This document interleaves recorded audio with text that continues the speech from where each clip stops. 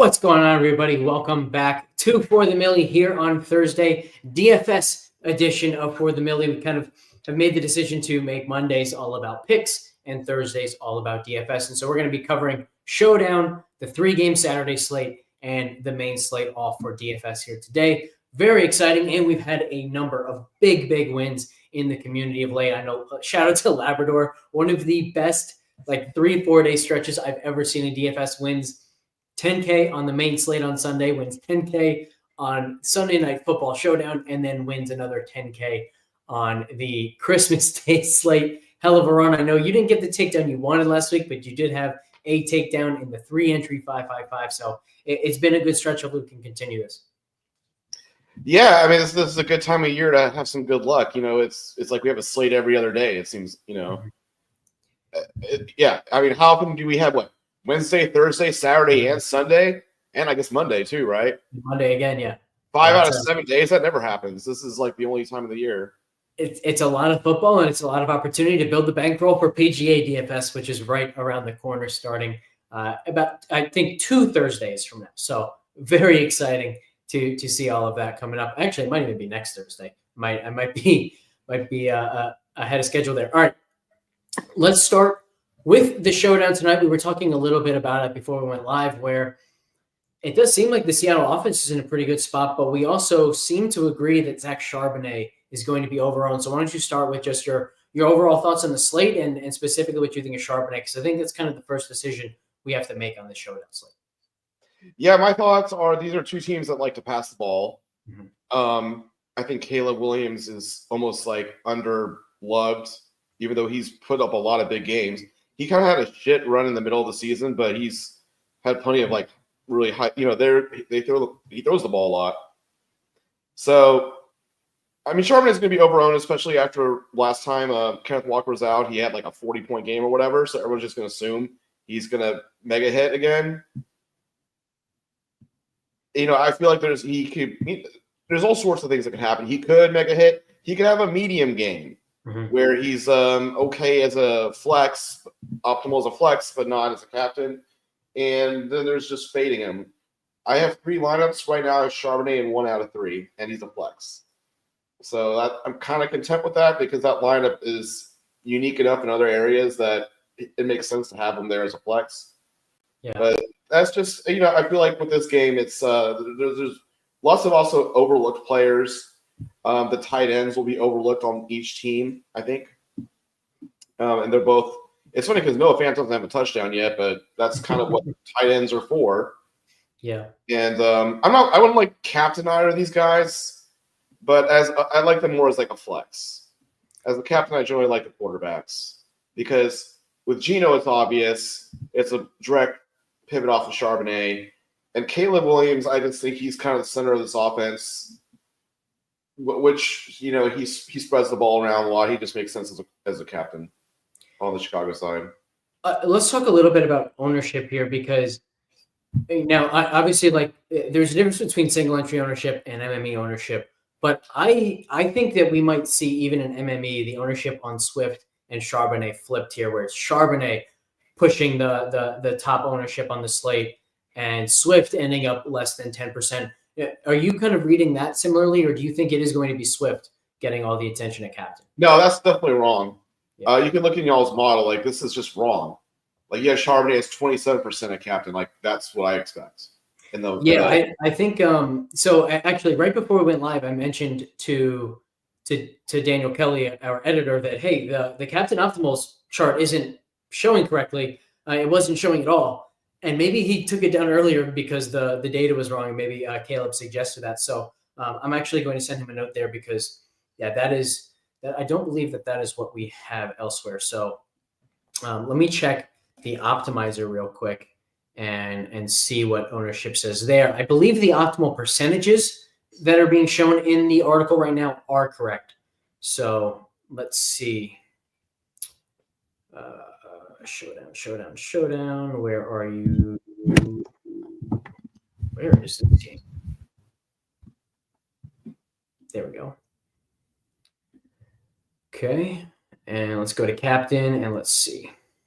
So yeah, 28% Charbonnet. That's more like it. Are still showing 6%.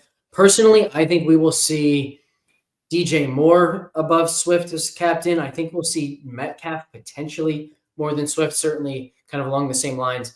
But I do think one thing we see, like Geno Smith way down here, Caleb Williams way down here in ownership. When we go back to the optimals, you see Geno Smith second most likely to be optimal in our simulations, and then Caleb Williams also at 11%. So both quarterbacks looking like pretty good captains here. What's your take on the quarterbacks? Yeah, I guess I have 3 lineups, and a quarterback will be captain in each of them. So I'm all about the passing game in this game. I like DeAndre Swift okay, and I'll probably have Charbonnet in that one lineup as a flex. But in general, I think people are going to underown Geno. They're going to underown Caleb at the captain. And I think it's funny because your best runner's out, and everyone thinks that they're going to just run the ball more. That happened in one game, but that's probably not going to happen again. Yeah, I think you're right about that. I think one of the ways that I often view quarterbacks as the captain is like, I don't want to make the decision of which wide receiver is going to have the spike game, so I'll go to the quarterback and hope it's both.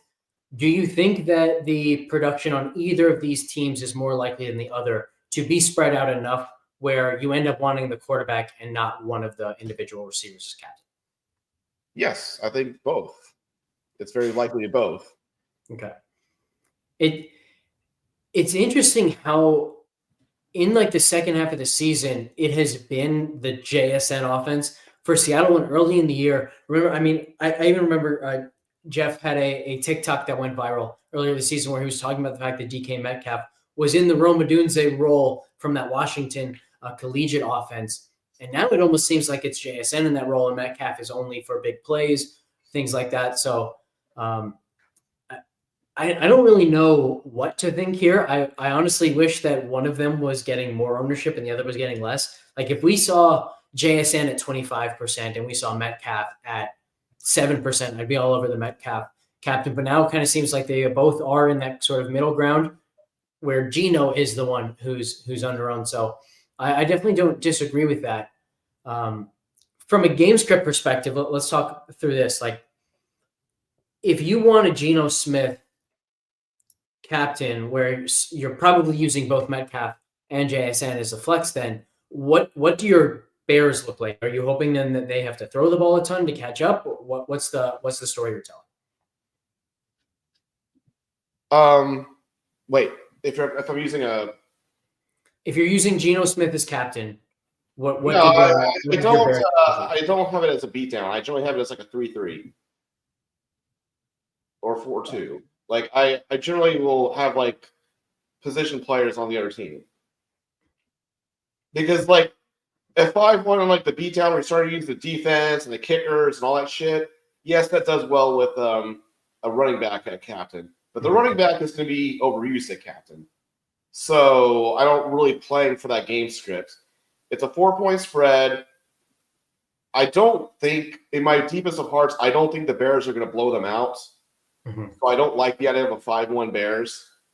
I mean, I could totally see the Seahawks blowing them out. Don't get me wrong. I could see this 5-1 Charbonnet winning. It's just that there's plenty of other people with that. I don't need to be the guy that has it. You know what I'm saying? Like, I don't want to play that game. Kind of like the Saints, right? Like, we all knew that the Saints could get blown out. That's not how I position my lineups. But if damn Rattler had one touchdown, I probably would have cashed for one. But he didn't because he was terrible. I get it. But my attitude was, yes, if he's so bad that the Packers defense scores more points than Rattler does, which almost never happens, but I understand it can happen in that game, I'll let someone else win. And sure enough, there were tons of lineups with like that. And I feel like it's that way today. There will be tons of Charbonnet captain lineups. If he's optimal, let someone else win. If 5-1 Seahawks is optimal, let someone else win.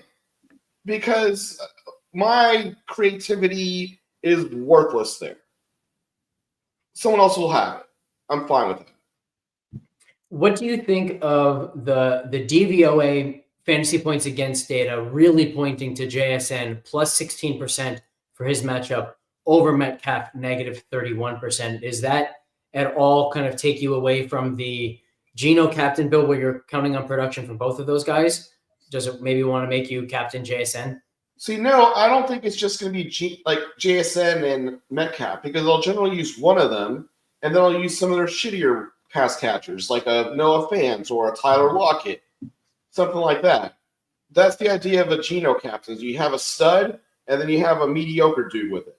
You don't do two studs, and I think JSN's better, but you never know. It's a football game.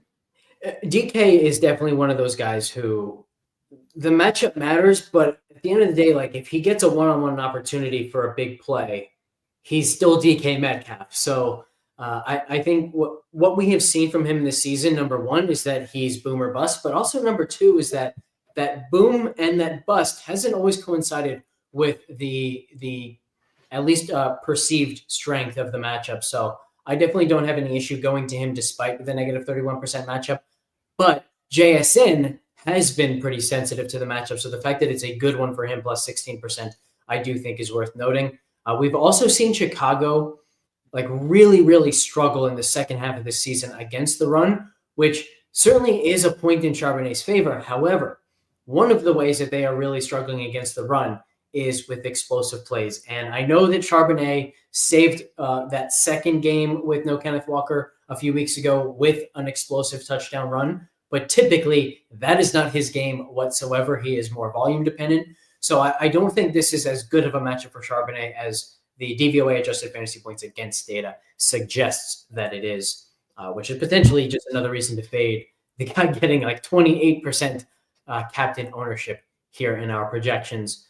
It's a very, very obvious fade. It's just a whether of do you fade him at the flex too? And I think that depends on how many lineups you have and what does the rest of your lineup say. And I'm going to be out. I might change my lineups. I think I'm just going to have 3, and I think I'm going to have them in one where I think the lineup has enough other guys that, like, if Charbonnet gets – I could totally see Charbonnet getting, like, 14 points. Yeah. 14 points, probably not going to kill me at a captain. But as a flex, maybe it makes sense. Yeah, it's tough, too, because, like, one of the things that I've noticed a lot in Showdown this season has been whenever I've had the sweats – a lot of the time, whether I win or not has come down to did I get the captain right? That like a lot of lineups are so similar in which players are used, and the distinction is more about which captain was used. And sometimes it's like there are 5 of the same guys in each lineup, and the captain just changed who that last guy could be salary-wise. Where if I'm counting on Charbonnet not being the captain, I kind of want to fade him in the flex too, where I just don't even want him to be a part of that, like that potential just combination of players that ends up being optimal at the end. So my lean is towards fading him, period. But to your point, like that, it's not the easiest thing to do because the Chicago offense isn't great. Like maybe you don't want too many of them. And where Chicago has actually produced offensively of late is when they're down and when they have to throw. But if that's happening, chances are Charbonnet has scored. I know Charbonnet, something like minus 200 to score a touchdown today. So we know the touchdown equity is there. If he fails, it probably means that the Seattle offense doesn't quite perform as well as we think it might. And the production is through the air. So on the Chicago side, do you have any like strong preferences of which receiver, or maybe you have a strong take on DeAndre Swift, anything there? I really don't on the Chicago side. I kind of like Rome Odunze a little bit, but that's about it. I also like Cole Kmet quite a bit. I think Cole Kmet's kind of like the most obvious forgotten value that's on this slate. Mm-hmm. I don't know. To me, that's the most obvious. I like the Rome call because one thing we've seen is like we actually talked about this a little bit last week. Then Keenan Allen had a huge day, but the difference in volume between DJ Moore, Keenan Allen, and Rome Odunze has not been as large as the difference in fantasy production over the last few weeks.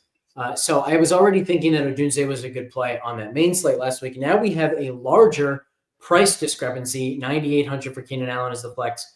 Where did DJ Moore just go? $10,000 for DJ Moore, and then all the way down to $7,000 for Rome Odunze.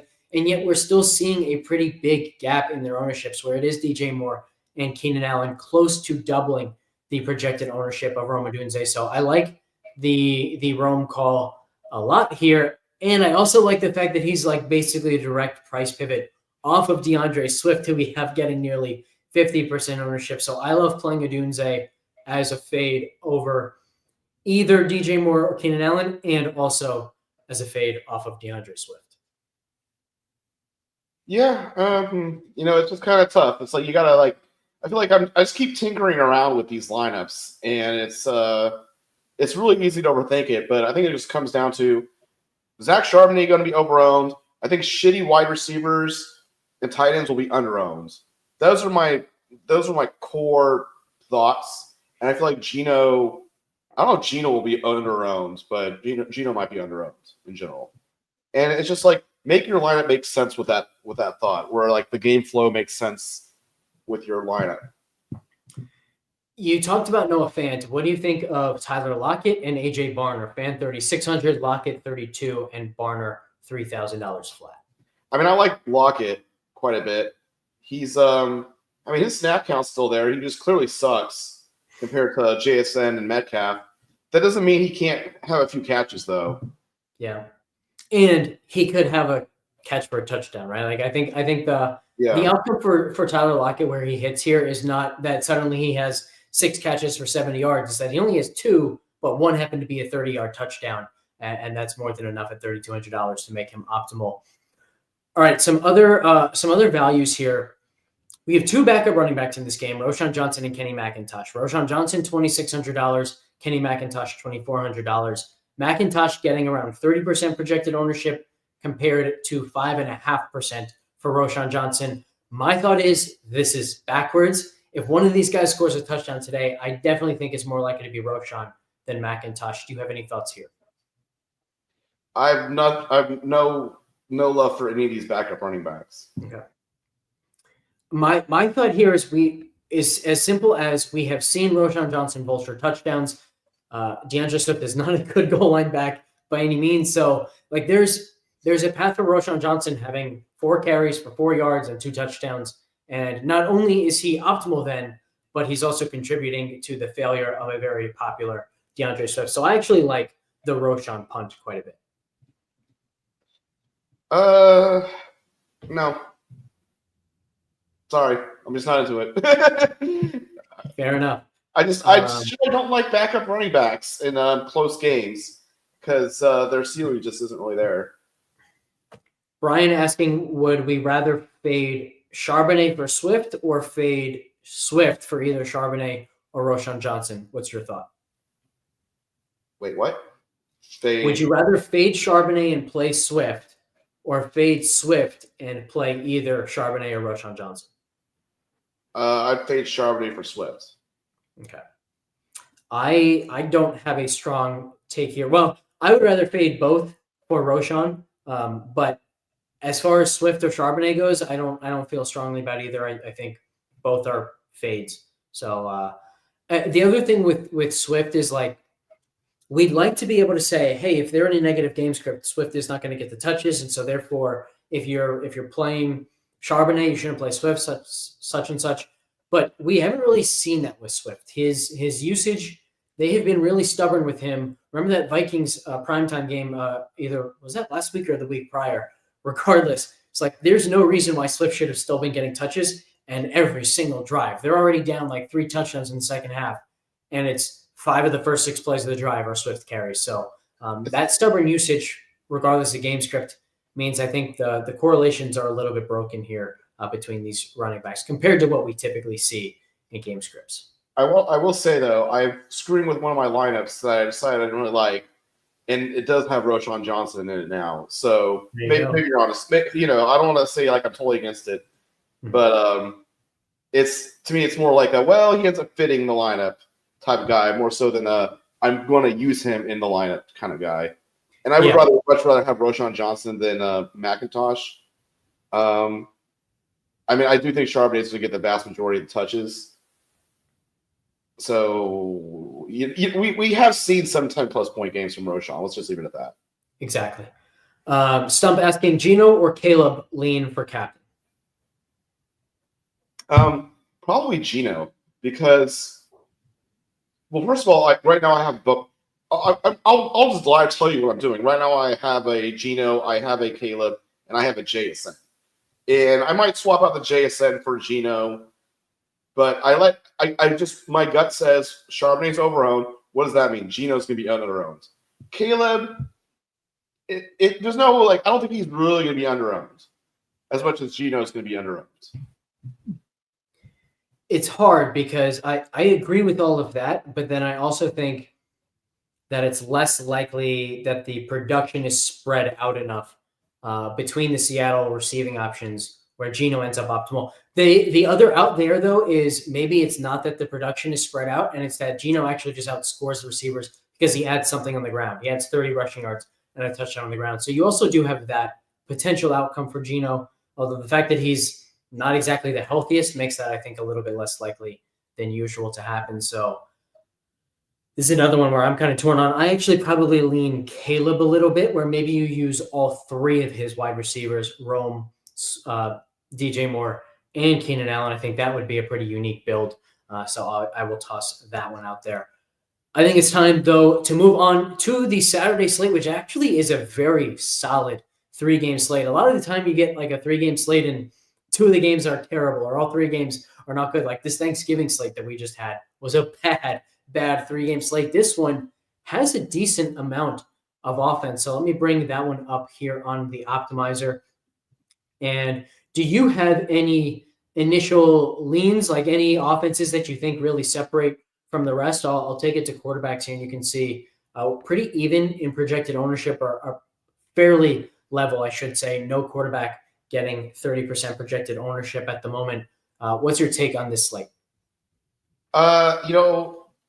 We kind of talked about earlier, I think a lot of it will depend on running backs and who's in, because that just will end up affecting your decision.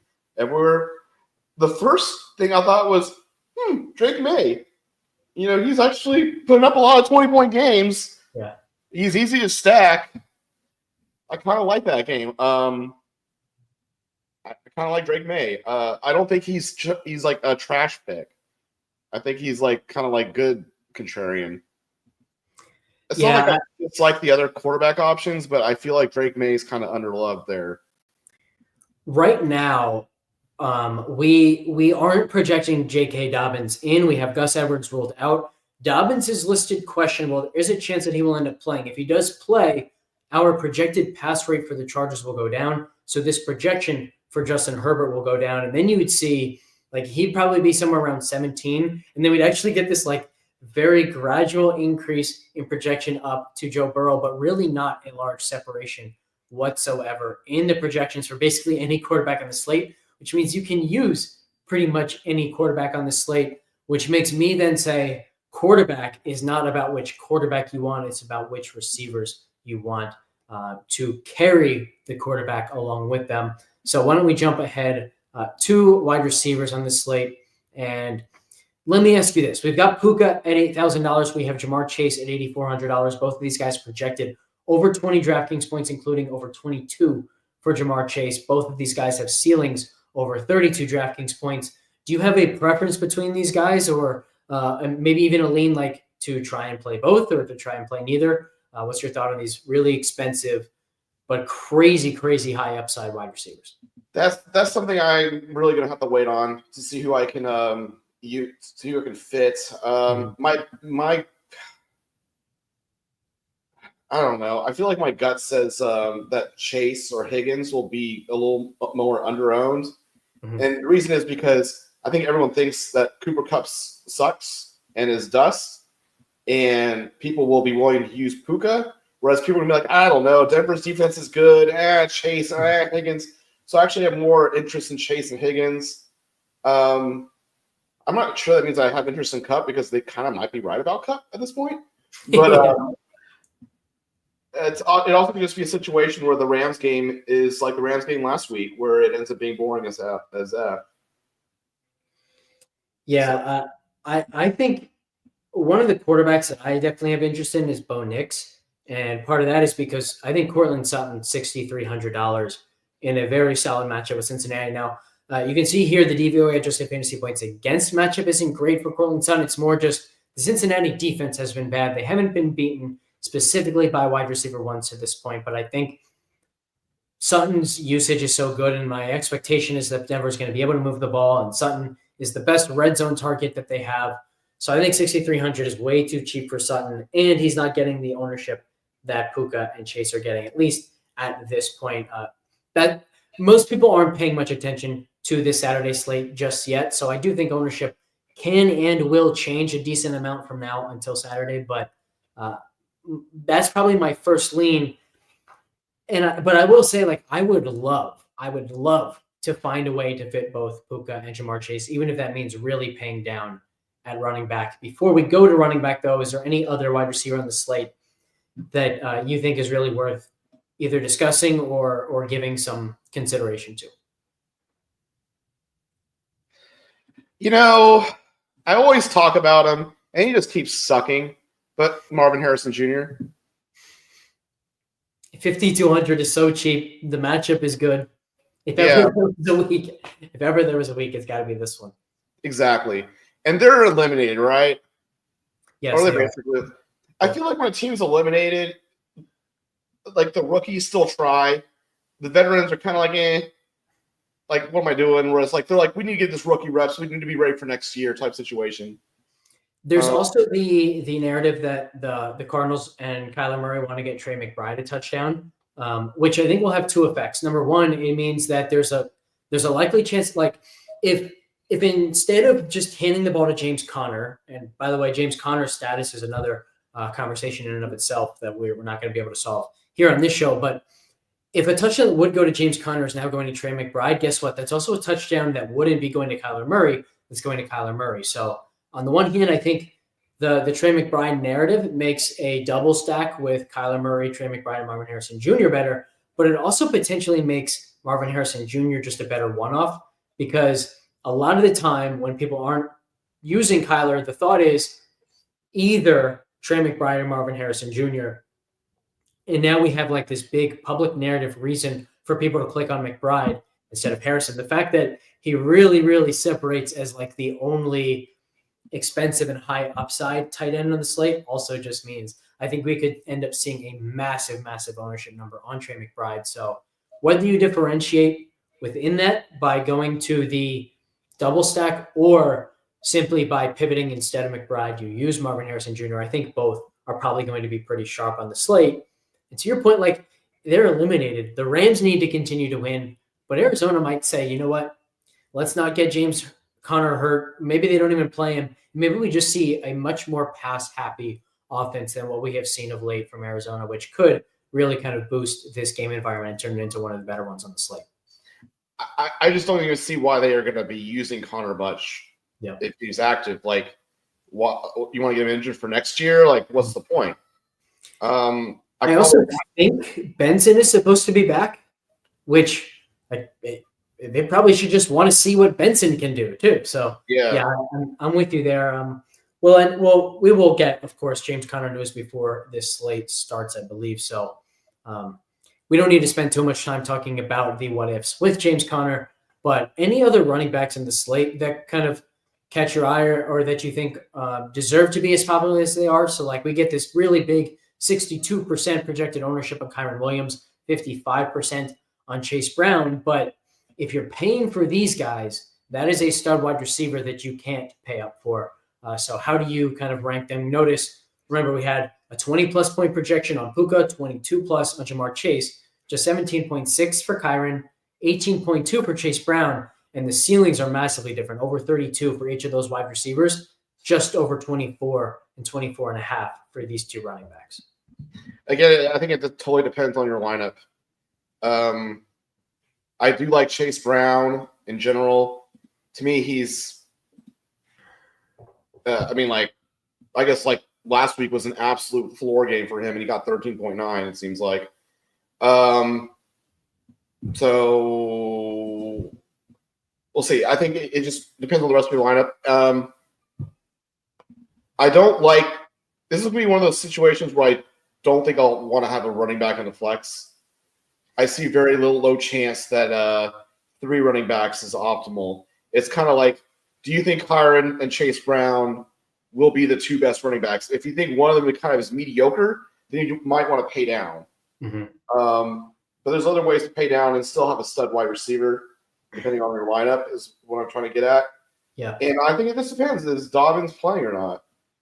How much is he going to play? It just matters so much because after those 2 guys, that really falls off there. Like the floors and everything just fall off. Like Stevenson, he's okay. Yeah, you really it just falls off so much without Dobbins. In theory, I love the idea of paying down at running back on this slate because of what I just mentioned, where the expensive wide receivers are better in the projection and significantly better in the ceiling. So I want to take them instead of these running backs. But when you then look at the options to pay down at running back, like Kamani Vidal might be worthwhile if it's just he and Haskins in the backfield, but we might get Dobbins back, in which case, like, I don't think Dobbins would get the same role that he had coming off injury. So that would be a tough sell. My guess is they would want to like gently ramp him up so he's back up to speed by playoff time. Then on the Denver side, McLaughlin should be back, which means now we have another 3-headed timeshare: $5,400 Javonte Williams, $4,700 Julian McLaughlin, and Audric Estime still hanging around at $5,000. We also got some coach speak saying that Estime has earned a larger role, and like that was McLaughlin who had a larger role. So three-headed backfields are not fun. And that's what those look like. There's one thing to be a 2-headed backfield of mediocrity, which is if Dobbins isn't playing. But Kamani Vidal might have 6-7 touches. Yeah, this is very much not a 3-headed monster. It's like a 3-headed, just normal animal that isn't threatening anybody. Yeah, exactly. It's a mutant. It's just a 3-headed mutant is what it is. And those aren't fun to touch. So in general, if Kyron, let's just say Chase Brown gets 18 points and Jamar Chase gets 30, it still might end up making more sense to have Chase Brown in there instead of Jamar Chase because all the other running backs are just garbage. That does, however, then bring up the New England running backs, both Ramondre Stevenson and Antonio Gibson. Stevenson lost another fumble last week. Remember, this was an issue earlier in the season, and then Mayo said something along the lines of, we can't preach ball security and then continue to give him the ball. Stevenson kind of earned his way back in. In fact, the very next week, I think he was benched for one drive, and then Stevenson had a really good game. But maybe this really is the time where they say, all right, you're second fiddle, and maybe we get a bigger Antonio Gibson game. Maybe Stevenson continues to carry the load and doesn't fumble, finds the end zone. So it's a really, really confusing slate to pay down at running back for. It's just very hard. Way to go. Maybe Trey Benson if Connor's out. I think if James Conner is out and Trey Benson is in, I think he's the best running back play in the slate. I don't think but I also think that we would then see that in the ownership. I think we would see Benson become super popular.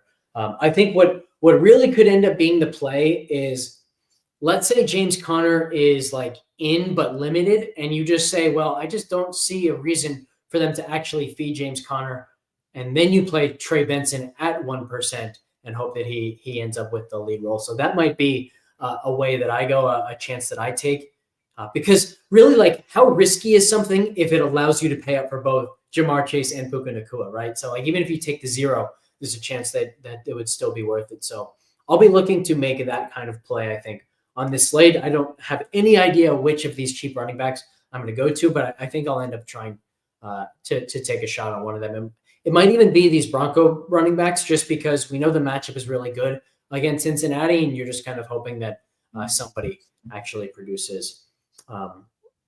Anything else on this slate? Any cheap tight ends you want to bring up? Well, I was going to bring up what the Patriots running backs is. I think this is Drake May's team. Another reason I like Drake May at quarterback is it's just all the more reason they're going to go through that. Tight ends, man, it is just a shit show there. Yeah, we have this phenomenal matchup with Denver against Cincinnati, plus 48%. That is one of the best, if not the single best, DVOA adjusted fantasy points against metrics, period. It is by far the best matchup for tight ends. The problem is Denver doesn't use their tight ends. So, we have Kroll projected at 3.19 DraftKings points. I don't know how we get that any higher. We have Atkins at 1.8, Troutman at 3.79. So maybe we can find something. I to be honest with you, I haven't looked at the routes data yet from the past couple of weeks on these Broncos tight ends. Maybe one of these youngsters is kind of separating himself when it comes to the number of routes run, and we could go that route. But man, I just think it's going to be really difficult to not get to Trey McBride on this slate. If I had to guess right now in single entries, I would say McBride is in 48%. I would say he's 68%, something crazy like that. Unless people find a really cheap one that they feel good about, but I don't really think that that's going to happen. Potentially one of these Patriots, potentially Hunter Henry, $4,200. Like, that's not a good matchup, negative 16%. I do think the Chargers are zone biased, though, which has been good for these Patriots tight ends. But it's not a very exciting tight end slate by any means. Quite frankly, neither is the main slate. Yeah, sometimes it's just, do you trade McBride or not trade McBride? I think another question there is like, do you try and find the tight end who separates, or do you just try and build a lineup under the assumption that no tight end separates, that's what I'm saying. It's you either trade McBride because he separates, or you don't trade McBride and you just pair him with the quarterback. Yep. All right, I agree, and I think that will take us right into the main slate. We don't have ownership up yet for the main slate, but can talk through this slate a little bit. The first place that I want to go to is who I believe to be the best play on the slate, just from a probability of success standpoint. I don't think he's going to be too crazy owned, but that's Bucky Irving in a must-win game against Carolina. Carolina has been the best matchup all season, or at least one of the best matchups for opposing running backs. And now Bucky Irving coming off yet another game where it looked like he was healthy. And what we have seen is when Bucky Irving is healthy, they get him the ball over and over. He's the clear lead back, an infinitely better runner than Rachaad White. And then also used like in the passing game with those quick screens, just getting him involved. Don't know yet what the status is going to be for Mike Evans, but regardless, I think this is going to be a huge Bucky Irving game. I think you're right. And I think he's going to be good Megatron. I don't think he's going to be underowned at all. I think he's going to be like 30 to 40% is my gut. We'll see what your stuff says. It's generally pretty good, but I am not counting on him being sub 20%. Doesn't mean I won't be using him. I'll probably still be. I agree with what you're saying, and I think there's other areas to get contrarian. And by the way, this is probably the most important main slate for me outside of the Fantasy Football World Championship because it's the main event. It's the $3,300 whatever entry with $2 million a first and $1 million a second. So I absolutely love Week 17. That was our Mike Evans call where I got second for $500,000 a couple of years ago, again against Carolina. I'd just be beyond shocked if Bucky Irving is anything but mega shock. By the way, in regards to the main event, 2 more chances for myself and for anybody else who likes to do these qualifiers, these satellites, 4 tickets. 2 more chances to get yourself a ticket into this $3,333 main event. Which how much is going to first in that contest? $2 million to first and $1 million to second. That seems pretty fun. So make sure that if you want to get into those, you get on it, because I have a feeling that those are going to fill fairly quickly. A couple $56 contests are in like the mid 50s of signups there. So again, if you want to give yourself a chance at that, make sure you are getting into those contests sooner than later. All right, let's see. Stacks for this main slate. Oh, I should mention Bucky Irving only $6,700, which is, I think, another reason why he's going to be popular, but also why I'm going to not care how popular he gets, because it's just such an affordable price tag when the other like great running backs that I have some interest in, Saquon Barkley, Jonathan Taylor, Devon Achane, they're significantly more expensive. So I will take the savings on a guy that I think is probably going to be projected for us right in line with those guys. I think we have Bucky projected around 20 points at the moment. So huge projection for a guy under $7,000. But let's move to stacks. Any stacks jumping out to you to start the week? Definitely the Vikings-Packers game. And you have to assume it'll be somewhat popular. It's the highest total at 49. Two good teams. Both Darnold or Love, you can go either way at quarterback. I think those are two good stacks that you're gonna want to have a piece of it. It's tough because they're also two good defenses. So it's weird. We're like, I think two things are true here. Number one, both of these offenses have fairly often been in situations where they don't get pushed. And so we haven't seen the game where they have to push the ball down the field. They have to go up tempo. And in that regard, like, this matchup could bring out the best in their offenses. But at the same time, these are also two good defenses. So certainly arguments in their favor, but also that big argument against, where I don't really know how I'm going to feel about it. But another thing I noticed about the slate, similar to last week, there aren't a ton of places to actually pay down and feel good about who you're paying down for. So you took down the 3-entry 5-5-5 last week with the Tennessee double stack of Mason Rudolph, Calvin Ridley, Chig Okonkwo. I think that one is once again great this week, going up against the defense that isn't even really a defense in the Jacksonville Jaguars, and you can bring it back with Brian Thomas Jr., who just seems to have a huge game every single week at this point. Yeah, that thing's just a total of 40, so maybe it won't get too popular. I almost feel like I can't imagine Mason Rudolph ever being chalky. I could see Mac Jones maybe being in, and they bring it back to Calvin Ridley, but they didn't last week, so maybe not. Thomas is also up to $6,800, so that could keep some ownership away. But I think he will still be fairly owned. I'm not sure about Calvin Ridley. I think he'll be owned at 55. Now that he's cheaper than like the Adam Thielens and the Khalil Shakirs and Devontae Smith and Jaden Reed. So I think also $500 cheaper than Jacoby Myers.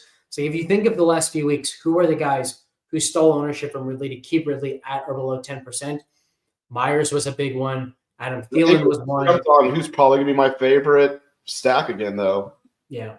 Addison was one. Jerry Jeudy was one. So they are now more expensive. And some of them, like Jerry Jeudy now with DTR at quarterback, has no business. I don't know what DraftKings was doing pricing Jeudy up to $6,500. He should be like max $5,500 with DTR at quarterback. But maybe they priced him with the thought that it could be Jameis Winston. So if that's the case, kudos to them.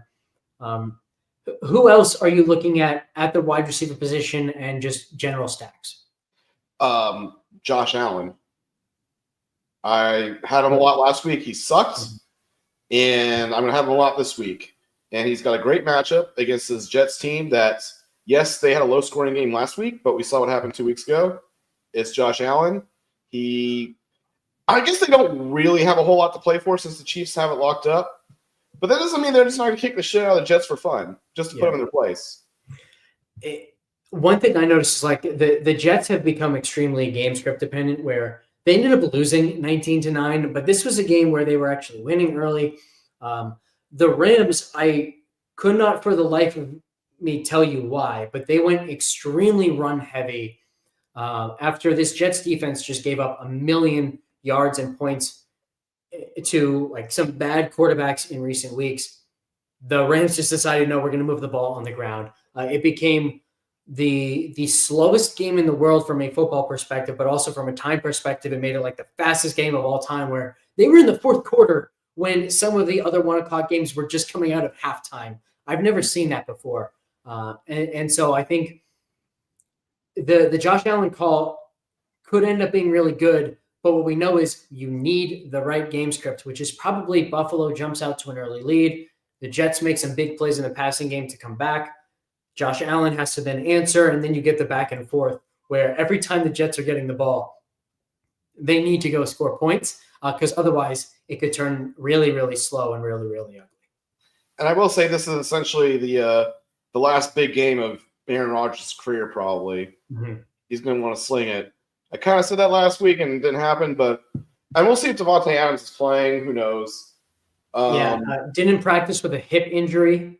We also had, I don't know if it means anything, but after the game, the coach said that they need to get Garrett Wilson the ball, which I feel like was not we need to script plays for Garrett Wilson. It was more a shot at Aaron Rodgers, like stop just throwing the ball to your best friend and make sure that both of your receivers are actually involved in the game. But so maybe it's a buy low opportunity for Garrett Wilson, but it also could just be that Aaron Rodgers is going to say, no, screw that. I'm throwing the ball to Devontae as much as I can. You can't possibly it's like if Devontae Adams is out, then Garrett Wilson probably be kind of chalky, I think. I don't know.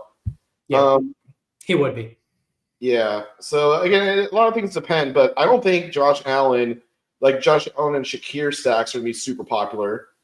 Mm-hmm. So, I don't think Josh Allen stacks are going to be popular at all, even though he's got the best matchup of anybody. They will not be popular. I can guarantee you of that. So I was really on Keon Coleman this past week. Didn't do much of anything. That was one of the ugliest Josh Allen performances that I can remember. Exactly. You have a ugly Josh Allen performance last week. Yeah. So everyone's like, nah, you can't use him. And then, of course, it's just set up for him to absolutely smash. Also needs to respond to the big Lamar Jackson game if he wants that MVP trophy. So definitely in play just because he might really get those touchdowns down the stretch. By the way, notice very small main slate, only 8 games because we have so many of these other games. A 2-gamer on Wednesday, a 3-gamer on Saturday. I think we even have a 2-gamer on Monday, if I'm correct. So only 8 games on the main slate, only 2 afternoon games, Miami, Cleveland, Green Bay, Minnesota. The other game, though, on this slate that I think is worth some consideration, Indianapolis and New York. 2 very bad defenses. We just saw Indy and Tennessee combine for 1 million points. One of the worst defensive displays that I can ever recall seeing. But this would not be a surprise at all to see Jonathan Taylor reenact that 218-yard, 3-touchdown performance, including 2 house calls because, as we know, the Giants all season have just been demolished by the explosive run. And we've talked about this with Saquon. We've talked about this with Derrick Henry. One of the biggest challenges for teams against those 2 and against Jonathan Taylor is you can't just key on the running back because when you do, the quarterback keeps it and burns you that way. So if you were watching that Baltimore game both yesterday and last week against Pittsburgh, what you saw was that the defenses prioritized making Lamar Jackson hand it off, which is a really weird thing to say when that guy is Derrick Henry. But I think we're going to see some of the exact same thing over the next few years with Jonathan Taylor and Anthony Richardson, where defenses wanted it to at least be predictable. You make him hand it off, and then you try to stop him instead of having to guard 2 things at once. But that's good for Jonathan Taylor from a fantasy perspective. So I think we continue to see him put up some big numbers. Remember, in that Week 15 matchup, not a good matchup against Denver, also had that long one that should have been a touchdown. So he should have been at like 21, 22 points there, and obviously came back with the massive home run last week against Tennessee. So $700, very expensive. But what do you think of JT? It's too early. It's just too early. I'm sorry. Especially, with the – is there going to be Tajay Spears chalk? Is there going to be this, that? It's just too early. Yeah, that's fair. Jalen Hurts didn't practice again, so I would be surprised if he plays at this point. I will say, along the exact same conversation, I think that does hurt Saquon quite a bit. I actually think it will make Saquon more popular because people are going to say, oh, Philly doesn't have Hurts. They're not going to throw it. They're just going to run the ball. That's not the right response. But I think the correct response is to say, well, it's going to be harder for Saquon to actually have those chunk runs. We saw the splits last week. The efficiency in the first half relative to the second half for Saquon was night and day against Washington. Washington clearly realized, well, all we have to do is stop the run. Kenny Pickett's not going to beat us. And that is what happened. So assuming that that's what the field does, like not going to Saquon, going to Jonathan Taylor instead, I think will be a fantastic pivot. I also did notice Saquon plus Philly defense, pretty close in price to Jonathan Taylor plus Colts defense. And any defense going up against this carousel at quarterback for the New York Giants has been extremely successful of late. So Taylor and the Colts, definitely something I'm interested in. How about any other running backs here that you might end up with interest in? I know it's early, so you don't know who you're going to have some conviction on, but who are the guys that like maybe just give you a first instinct of that guy's a good play? Well, it's interesting, Rico Dowdle, because with CeeDee Lamb being rested, what the hell? What is Dallas going to do otherwise? Like, I'm seeing they're a 7.5-point underdog against the Eagles, which basically means that it's Tanner McKee or whatever at quarterback. Because if it was Jalen Hurts, they would definitely not be just 7.5-point home favorites against this Dallas team. That'd be more like 14 or 15 points. So it's entirely possible that Dallas keeps this game close enough and that they're using Dowdle. I feel like he's going to get a good amount of volume. I don't know how popular he'll be, but for a cheap guy, and then obviously there's Spears if Pollard sits, but they're probably going to use that other guy too, right? Forgot his name. Yeah, I think they would. I think Chestnut, I believe. Yeah, Chestnut. So here's a hot take. I think Tank Bigsby is a very good play. We just saw how bad this Tennessee run defense is. It seems like they've just kind of checked out for the season. The volume has been good for Bigsby, 18-11 in a game where he actually missed some time in that game, and then 12 in the loss to Las Vegas. But he is the goal line back. And remember, early in the season, we did see some explosives from him. So the explosives give him a ceiling along with the touchdown equity. And maybe this is a game script that actually works out. So particularly, like, let's say that Brian Thomas Jr. is going to be the most popular wide receiver on the slate, and you like the Tennessee stack, but you don't like Thomas at that ownership, maybe you use Bigsby as the bring back instead. It becomes an even cheaper stack. You could pay up for some other wide receivers. So we do have options on this slate. Speaking of pay up wide receivers, I'm guessing because you like that Minnesota Green Bay game, you like Justin Jefferson again? Yeah, I mean, sure, so will other people, but he's clearly the top pay up wide receiver on the slate. Shame on me, by the way, because last week you mentioned Justin Jefferson, and I thought that it was too low of a probability play given some of the other pay-up wide receivers around him, like Puka. Puka fails. Jefferson has that massive game and separates. So kudos to you on the 3%. But it didn't really matter because the running backs just destroyed the slate. Yeah, that was. And they were all kind of chalky, so it just didn't really matter. Yeah, but one of the rare times that's been the case, by the way, because most of the time when those wide receivers actually hit their ceilings, the running backs just can't touch those ceilings. But last week was very, very unique in that regard. Yeah, so it'll make people overown running backs, by the way. They're going to definitely, all those running backs we talked about will be overowned. Saquon will be overowned. Bucky Irving is a good play, but he's going to be very popular, maybe overowned. And Taylor, probably people will chase it. I don't know. Maybe they won't. Yeah, I kind of think that people won't chase Taylor just because they're still afraid of Anthony Richardson keeping the ball and taking touchdowns away. But Taylor and Saquon, I think, are very similar in the sense that, okay, you're worried about the quarterback stealing rushing touchdowns in short yardage situations. So when does that running back actually get those touchdowns? When he scores from distance. When he's scoring from distance, now you're also getting the ceiling outcome on yards, and you're getting the touchdowns. So that's why we have seen Saquon really compete with the wide receivers from a ceiling perspective this season.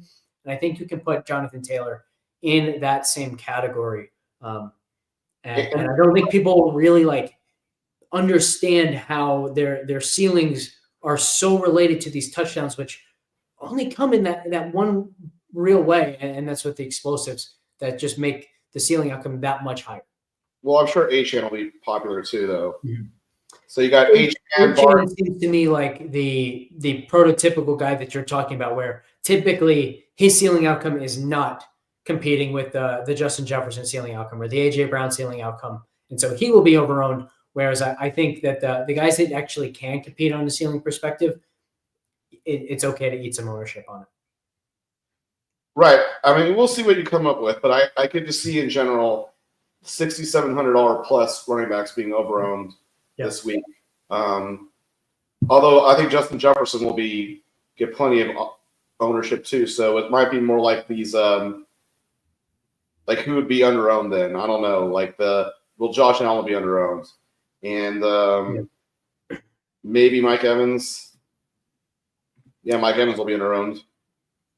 Yeah, it's weird that there's no designation on Evans here. He didn't practice today, listed with hamstring. Was knocked out of that game last week, so. Well, also we got Stevie Lamb, but he's no, Lamb is on IR. He's out. Yeah, it says okay. It's weird. I guess maybe I need to refresh my browser or something. But yeah, I think it's just DraftKings is behind because I just went to this page like 20 minutes ago. So I think it's just on them. Tight ends on this slate. It's not a great one. We have Brock Bowers and we have Jonnu Smith, but we're missing George Kittle. We're missing Travis Kelce. We're missing Trey McBride. So like Chigo Okonkwo looks that much better on this slate. Any other thoughts at the tight end spot? Maybe you have interest in Hockenson since you like that game. Yeah, he'll get plenty of ownership, I'm sure. I think so, but he also hasn't done a damn thing of late. So maybe not. I'm not sure people are going to be thrilled to use it. Yeah, maybe not. And if the game environment ends up being really good, I think you can make the same case for Jordan Addison. By the way, like if I kind of like Jake Ferguson, he screwed me, in the DraftKings championship, but I seem to like getting screwed by Dallas tight ends. So, I don't know what that says about me. I'm not as sold as you are that Jefferson's going to be popular, but if he is, I think a $6,300 Jordan Addison will be very low owned. So I did want to make that point. But other tight ends, like there's just not a lot to like. If Cade Otton plays $4,200, I think he would end up being massive chalk. But he didn't practice today, so I would assume that he doesn't play. I think $3,900 Tucker Kraft, if he plays, so he was limited with his hip injury. I think he would be somewhat interesting if you like that game environment. But there's not a ton of like at tight end. I think I'm just eyeing Jake Ferguson, man. I think he's gonna get like 10 targets. We'll see Lamb out. I think that's a good call. Philly has been incredible against tight ends. Like that's, I think, the hesitation there. But also that offense just might be hard pressed to do much of anything offensively. Are you interested in Okonkwo again in this Tennessee stack, or do you think like you already hit it last week and it's probably not happening again? No, I'm interested in it, especially if it's part of the game stack. But Jake Ferguson is going to he's around the same price, and he's going to get way less ownership. I could totally see myself having Jake Ferguson, him getting 25 points, and me still losing somehow. Because that happened to me like 8 years ago, in like a week 17 or week 18. Like I totally read exactly what Dallas was going to do with some cheap wide receiver, and I got he was like 3,500. I got 24 points, but like the games were just insane. So I ended up losing, and I'm like, how did I lose? Yeah. All right. I think that will do it here. Covered all three slates.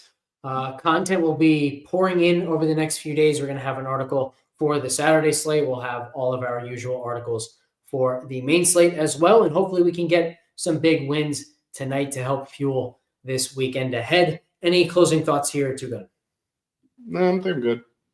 Cool. All right, guys. We will be back on Sunday with For the Millie, 10 a.m. We will see you then.